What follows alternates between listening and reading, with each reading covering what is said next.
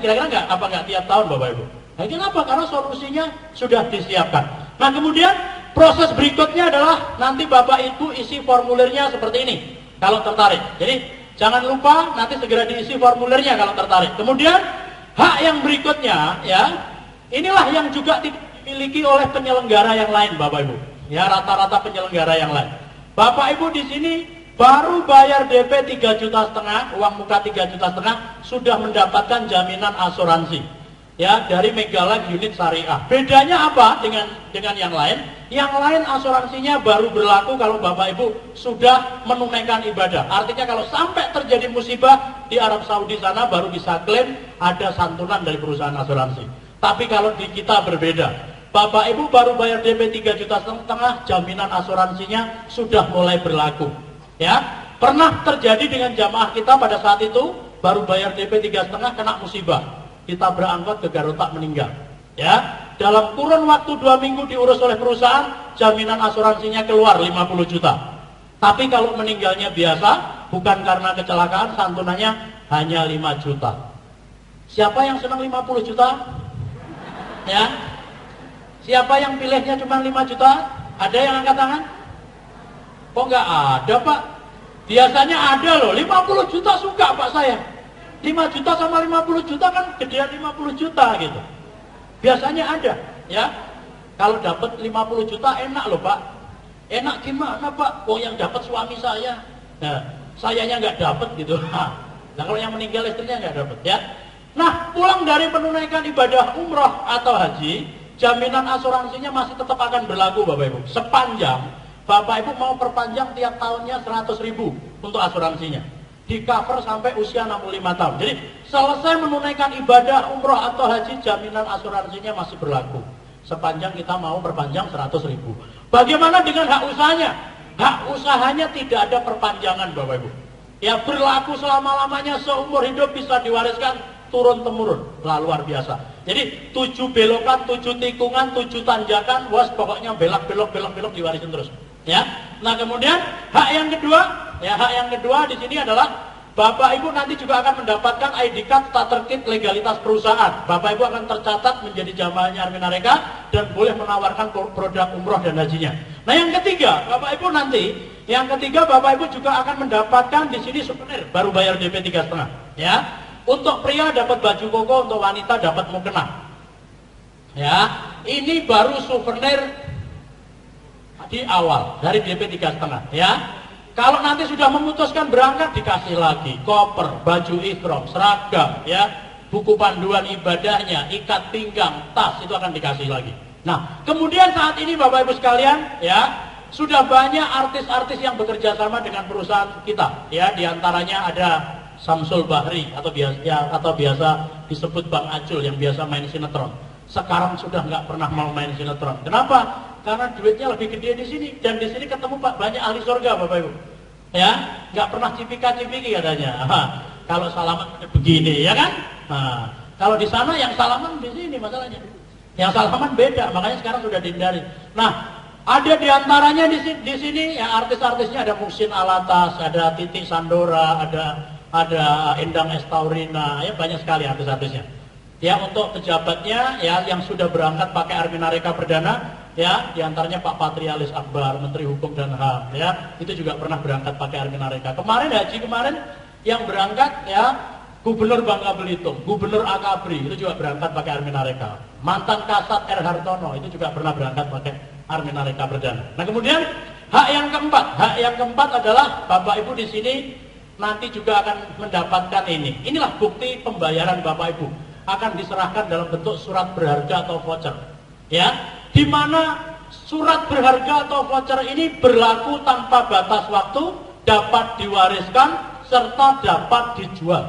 Ya, mungkin Bapak Ibu berpikir, Pak, saya kan tertarik dengan usahanya. Ada nggak Pak solusi? Saya ini pengen kembali modal dengan cepat. Ada nggak caranya? Ada cara Bapak Ibu. Caranya bagaimana?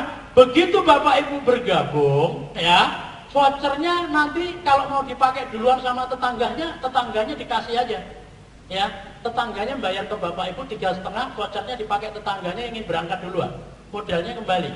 Terus usahanya Bapak Ibu yang jalanin. Nah, bisa kan?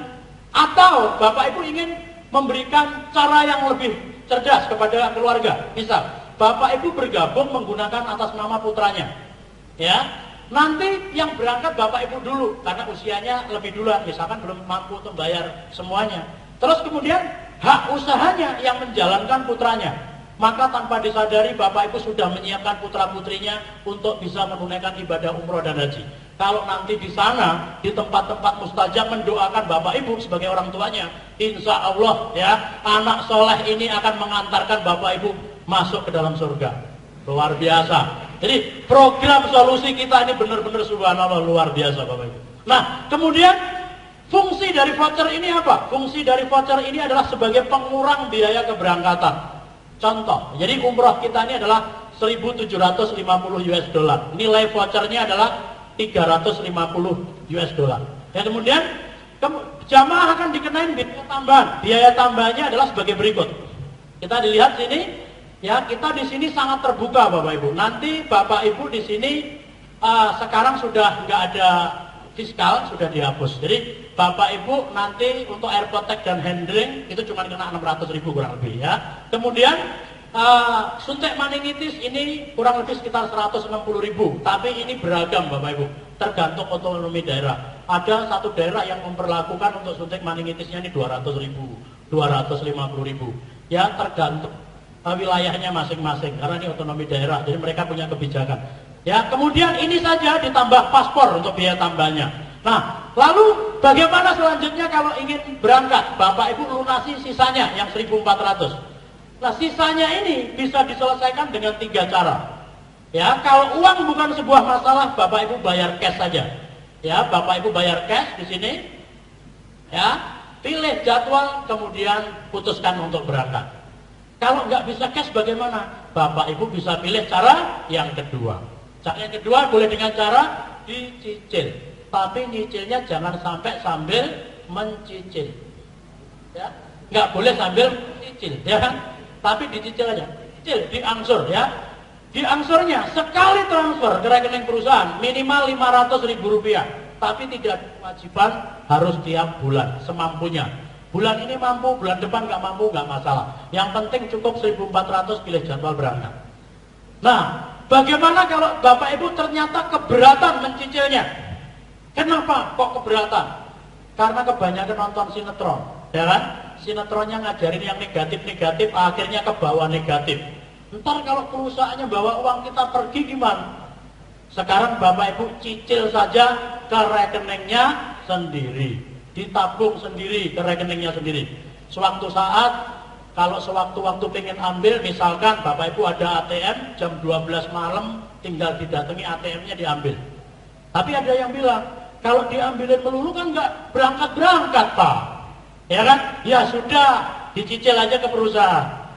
Tapi kalau dicicil ke perusahaan, kalau nanti perusahaannya nggak beres gimana Pak? Ya sudah, ditabung, ya kan? Itu solusinya Bapak Ibu. Kenapa solusi 2 cara ini diberikan? Supaya kita ke pojok. Maksudnya ke pojok paham? Bingung, rasain lo, kamu mau mikir apa sekarang?